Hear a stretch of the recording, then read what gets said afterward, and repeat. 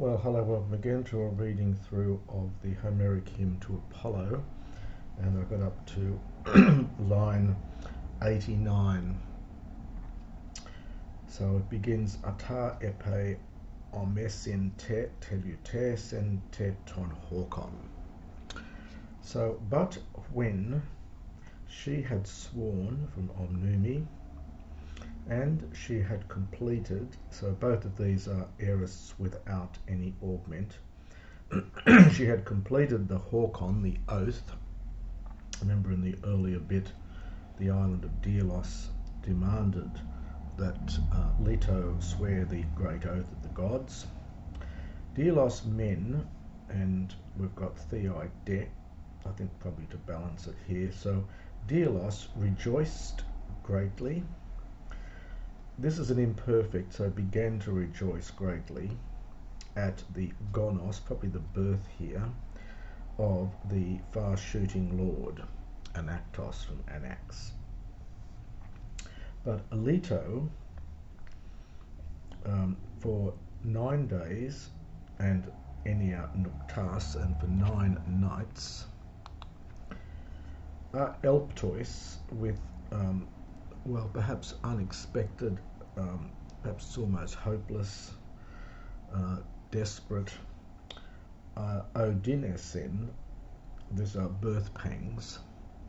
Pepato is a pluperfect without augment, and it's from Pero, it's pi epsilon iota rho, and it means to pierce. So Leto, for 9 days and for 9 nights, she had been pierced with something like desperate, hopeless birth pangs. Theide, but the gods, now Esan for Asan, very typical in Homer as well, so you get unaugmented, it would be Asan, the past tense of the verb to be. So all the goddesses were Endothi, so, well, perhaps on the island. Hosoi, Aristoi, Esan, again for Asan, as many as were the best.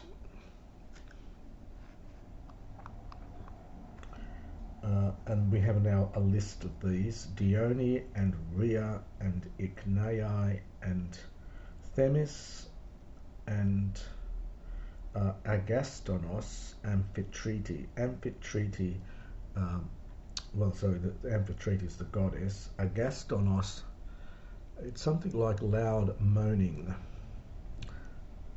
So it's aga plus the ston, the steno root, crying out greatly. So loud moaning.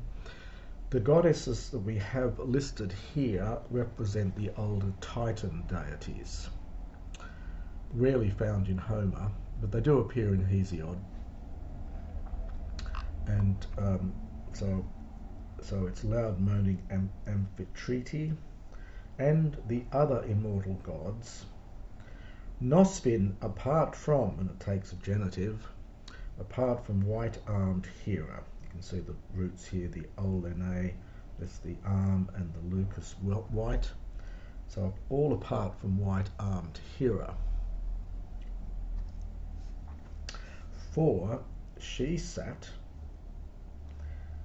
in the halls of Zeus, the cloud gatherer. You can see the Nephile cloud and the agar root here, gather. So for she was sitting in the halls of Zeus, the cloud gatherer. So that's why she wasn't with them. And alone, in other words, alone of all the other goddesses, apart from Hera, Eileithuia. Now, Eileithuia is the goddess of childbirth, and she's given the name here Mogostokos, which must be something like a goddess of helping, a goddess of birth pangs, I think it's generally taken. You've got the Tokos root here, and I'm not sure we know what the Mogos root is here, but something like goddess of birth pangs, so the goddess of childbirth, we might say. Uk e pepusto, Now here we have a nice pluperfect with augment from punthanamai. So the root of punthanamai is puth, and then the theta elides before the end, well, it turns into a sigma really before the ending. So it's a pluperfect from punthanamai. So alone, so Eileithuia, goddess of childbirth, alone had not perceived. She didn't know what was going on. 4.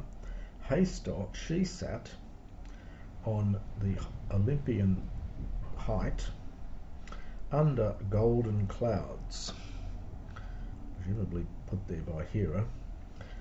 Well, it is put there by Hera because we get Frados. This is by the contrivance, might be a good translation of this one, by the contrivance of white-armed Hera, who Eruki detained Min for Artain, detained her by jealousy or out of jealousy. The hot for hottie here, or hottie te. You often get hot for hottie in Homer, you've just got to watch out for that. So it's because Leto, of the beautiful tresses, beautiful locks of hair, at that time MLN was about, and Melo takes a future infinitive most of the time in classical Greek, and then not so much later in later Greek. This is the future from tikto.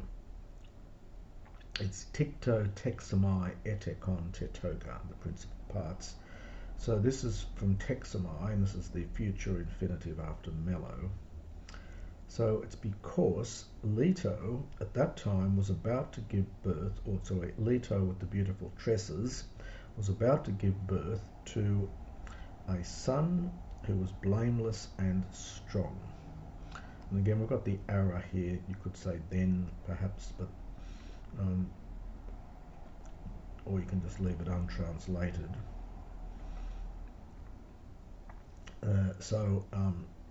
Eileithuia doesn't know what's going on because Hera has, by her scheming, has made sure she was detained because Leto was about to give birth.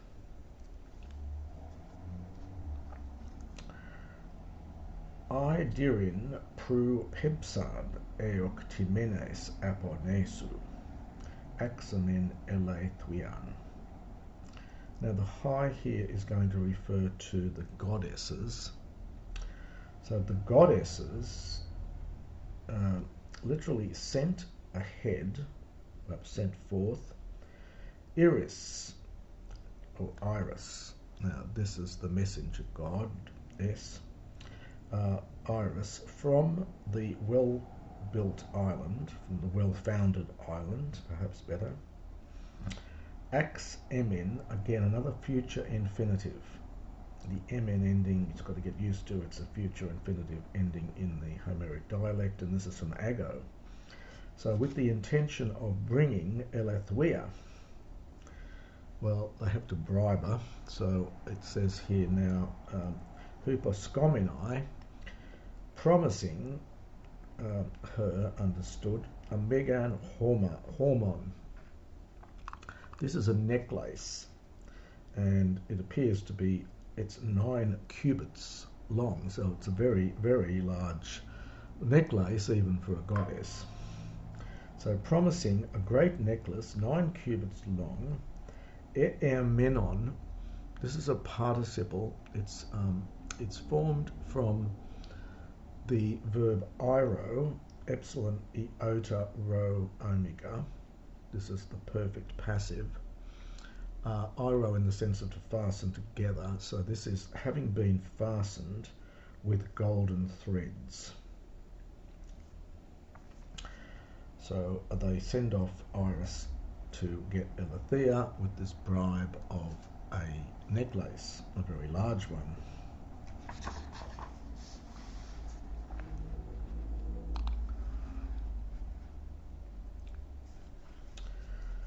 Now, Nosfin de Nogon, Kaleain Lukolenu Heres. So they bid, this is from anoga, to bid or urge perhaps, and you've got to supply Iris here, so they urge her, that is Iris. Perhaps they bid her, they give the order to Iris to call, to call Iris. So the goddesses bid Iris to call Eileithuia, I should say, apart from white-armed Hera. So I better do that again, it's a bit confusing. So it's the goddesses, the subject of anoga here. The goddesses bid understand Iris, Kala Ain to call Eileithuia apart from white-armed or separate from white-armed Hera. So in other words, without Hera knowing about it. May, lest afterwards, now apostrepsion is optative from apostrepho, and the subject of this has to be Hera, so lest she might turn her, that's Eileithuia, might turn her back, Iusan, as she went, and might turn her back epeesin with words. So that's two tricky lines here. So the goddesses bid Iris to call Eileithuia and separate from white-armed Hera, lest she, Hera, might turn her, that is Eileithuia, afterwards with words back as she's making her way. This is a participle here agreeing with the min, which is referring back to Eileithuia. Autar epe to gekuse podenemos okia iris.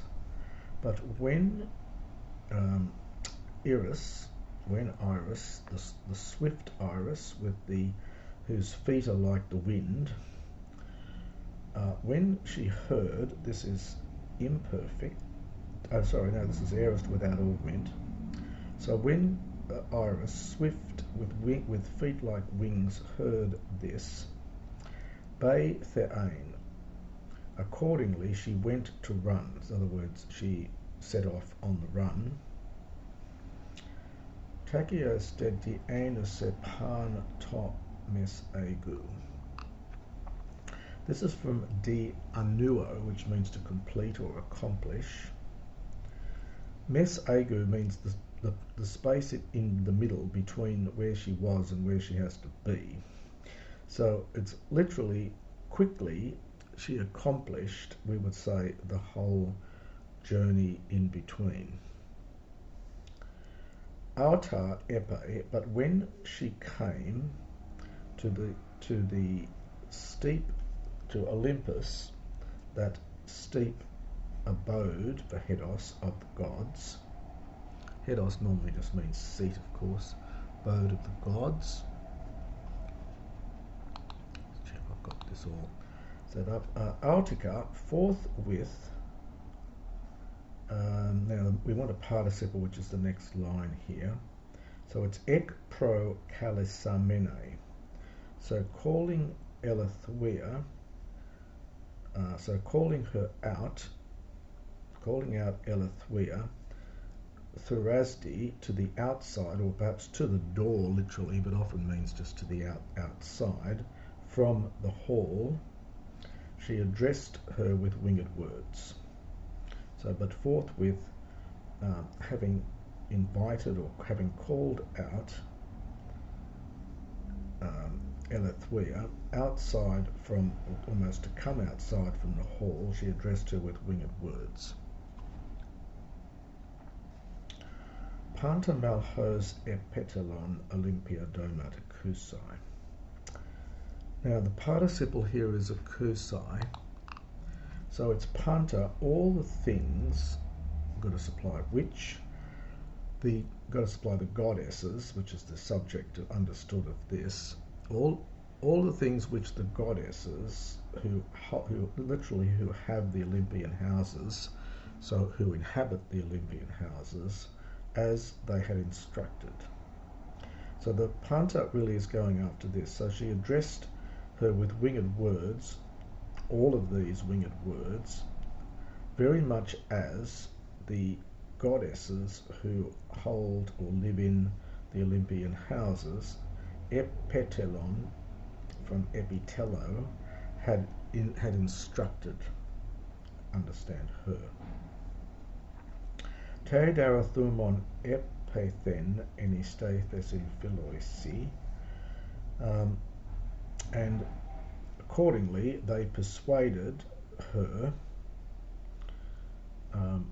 so in regard to her perhaps, or they persuaded her in respect of her heart in her dear breast. So that they persuaded, perhaps this is almost dative of the possessor, so they persuaded the heart for her, the heart that was in her dear breast, plural for singular. This is from stethos, third declension neuter.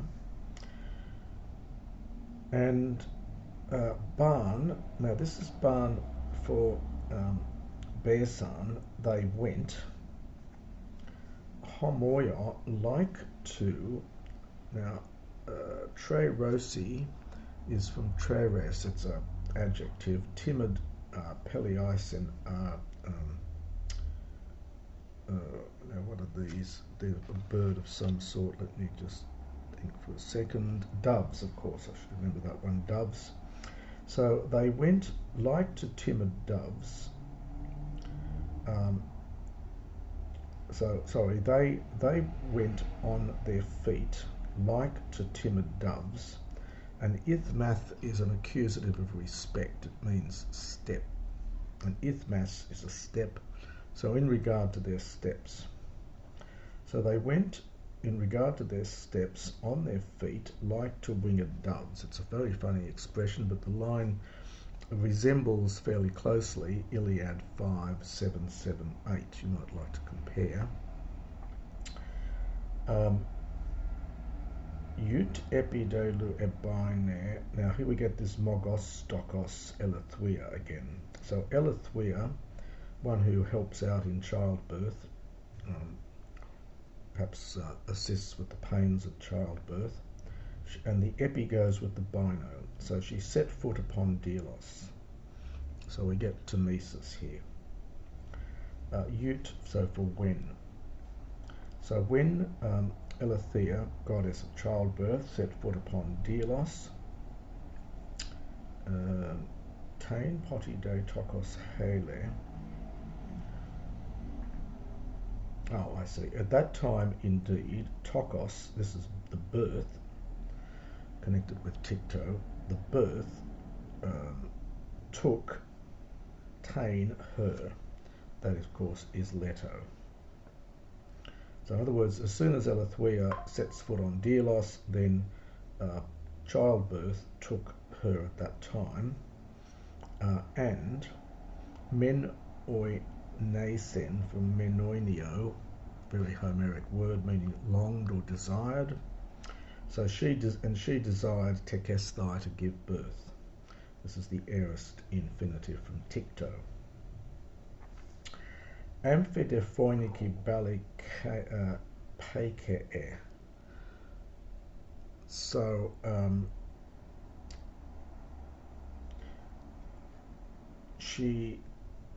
now the peke here is dual, her two arms. So it's literally she threw. It's an aorist without augment. So she threw her two arms around the phoiniki, around the palm tree, from phoenix.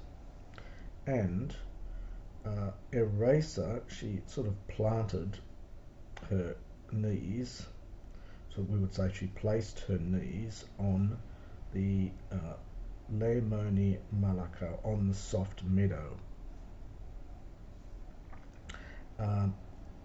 Mayday sig de Gaia hoop enurthen, and the earth smiled from Maydao, hoop from beneath. So it's hoop enurthen. So it's that old then ending from. So from beneath. So beneath her the earth smiled. Now this idea of the earth smiling again is Homeric. You might like to compare it with Iliad 19:362. Ek de thore prophos de. Now this is again Mimesis. The Thor is from, the root here is from throsko, to leap. This is the aorist. And so this is now referring, I think, to Apollo. So he leapt out to the light. But the goddesses, all of them, well, shouted out, they screamed out. It's onomatopoetic. They scream out ololololu or something like that. So all of the goddesses screamed, perhaps with delight, we might say. And there, O Phoebus, this is a vocative. Now the aie is a funny word. It's an obscure epithet of Apollo. It may be, some scholars have tried to connect this with Hyami, to send forth, because he shoots his arrows, or perhaps from the cry, yeah.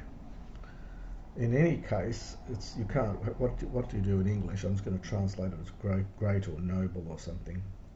So there, noble, there, O noble Phoebus, this is a vocative.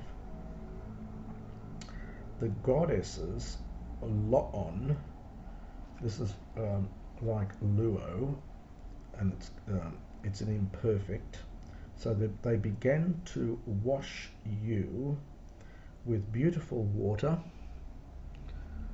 And we get two adverbs, hagnos kai katharo. So grammatically they go with the verb, so it's something like in purity and cleanness, literally with purity and cleanly. So they began to wash you with beautiful water, Lord Phoebus, the goddesses did this, and it in purity and cleanness. De sparksan den fare luco lepto negatio.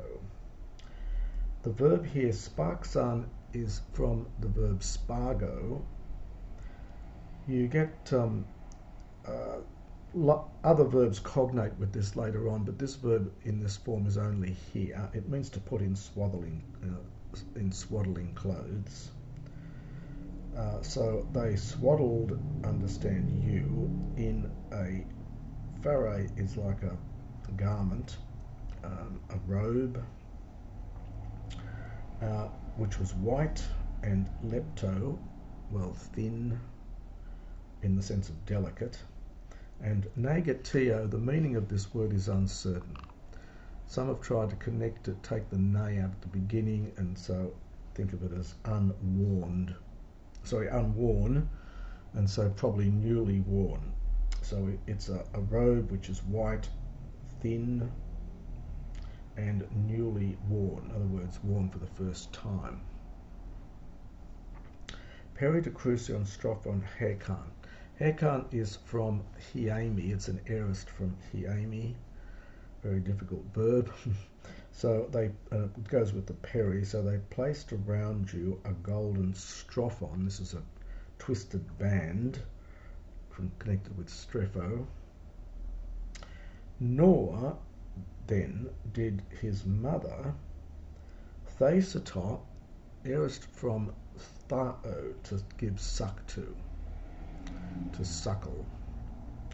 So nor did his mother suckle Apollo of the golden sword, of the crusa and the aura. So nor did his mother suckle Apollo of the golden sword, but Themis, and we have to go down to the verbs down here, ep erixato. Now again, this is a verb in Homer. It's usually used of pouring a small amount into a cup for a libation. It continues on in later Greek, eparchomai, to make first offerings, and so on. Here it could just mean simply offered, but I think I'd like to keep the sense of made a libation. So, but Themis made a libation with her immortal hands, and then a libation of nectar and eratenan, lovely ambrosia, which is the food of the gods, of course. Leto rejoiced Hunica for Hoti because Etikten, she was giving birth to a son who is a toxophoron, a bearer of the bow, a bow carrying one, and Carteron, that is mighty and strong. And that is the next section of the hymn to Apollo.